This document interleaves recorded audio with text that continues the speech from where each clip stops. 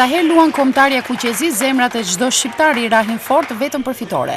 Qytetarët shkodran në pamundësi për të qenë prezent në Elbasan Arena për shkak të mungesës së biletave, si për herë kombëtarën e mbështetën në mënyrë të organizuar.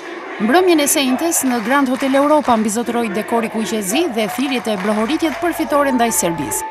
Një traditë e bukur ku sa herë luan kombëtarja, tifozët mblidhen këtu.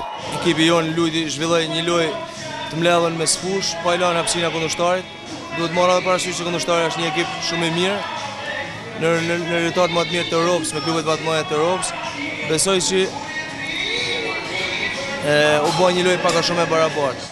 Ndryshe nga qytetet e tjera të Shqipërisë, ku të gjithë tifozët e ndoqën ndeshjen së bashku me monitorët gjigant, në Shkodër Bashkia nuk ishte organizuar asgjë.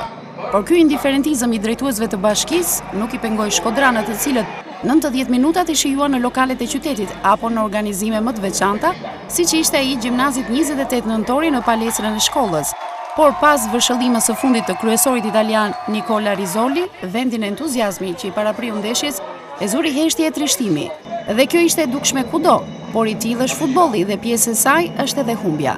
Shpresa mbetet tek dita e diel kur Kuqezinjt luajnë përballë armenëve.